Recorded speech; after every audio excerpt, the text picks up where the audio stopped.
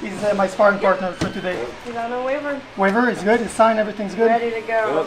Yeah, I saw one of his posts come across Twitter. It was like critical of somebody who associates himself with America first and the political values that I value. We all know that Israel controls the right wing. We all know that Jews run the world. We all know that they are not Christian. We all know they hate God. As a defender of that, and as a former, martial arts experience trained person myself, I just thought it'd be fun to come spar. This Nick Fuentes admirer is about to be taught a very valuable lesson from professional UFC fighter Natan Levy. We started talking on Twitter, right? Yeah, no, I was just messing around. Oh, you were messing around? Yeah, no, I'm not a hateful person. I love everybody. Why were you talking about Jews on Twitter? Why were you defending Nicholas Fuentes?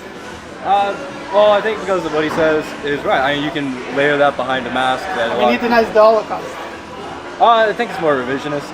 So, not all aspects of it. The 6 million number, it puts more faces to the names. Because a lot of people know people who are Jewish. There are faces to the names. That is true, yes. So do you notice how agile this white supremacist is? He bobs, he weaves, changes his true views once he has to explain them in person. In person to someone who happens to be a member of the group being attacked. In this case, the Jewish fighter who's been fielding anti-Semitic attacks. And you see discourse, political discussions that take place online, they do have a way of removing the humanity out of the issue. But face to face, it's a much different story. He hasn't watched film on me. I have striking, I have power, I have the size. This is a classic case of around and find out. Your eyes shoulder. Oh, come on, buddy! Let him up. Go, Ben! Go, Ben! Let him up. Don't choke him! Let him up. Oh, he's still Cover! Roll it thunder!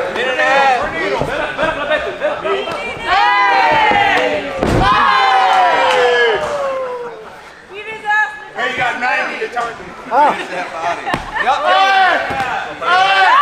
I'm sorry. Keep going. No sorry. Shut up. Hey, sorry. Me, sorry. This is why I called it a valuable lesson. Online, you can be as bold, as powerful as your imagination allows. You can troll a professional fighter with skills far superior to yours and really believe you can go the distance. It's a false sense of superiority, often echoed and bolstered by other people in their basements with a false sense of their own bravado. 6 million Jews were killed in the Holocaust. Murdered.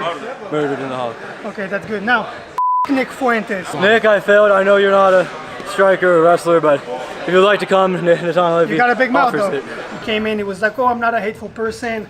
I was just trolling online. Like, okay, so you're not a neo-Nazi, but you're still a troll. One lesson in life. This I one need to wasn't be that more painful. well-researched, that's true. This one wasn't that painful. This one was not that painful. The next one will be twice as painful. Hey, did I at least catch you with a couple good shots? No. The white supremacist can barely spit it out, but he does. Notice, though, how he's still refusing to denounce Fuentes and his beliefs. Such a strong hold over this guy. He'll probably lick his wounds and go right back to the same old garbage he was spewing. It's the stuff Fuentes specializes in. Here's a small sampling of his talking points. Hitler was a and kind of a pagan. It's like, well, he was also really cool. So we need to have something like a white uprising, politically speaking, gain control of social media. Maybe just get rid of Congress altogether after that happens. It's not enough to say we're against. You got to be against women's rights too. It's not enough to be against blue-haired feminism. You got to be against women getting educated. Okay? Or else, what are we really trying to achieve here? And that's some of the more tame rhetoric from Fuentes. There are ways to deal with clowns like this, and one of those ways is to just confront it head on, since they deal in falsehoods and being outrageous. Facts are indeed a powerful weapon to keep people like Fuentes from gaining more prominence than they already have. I see a very small degree of difference between what he believes and what they believe.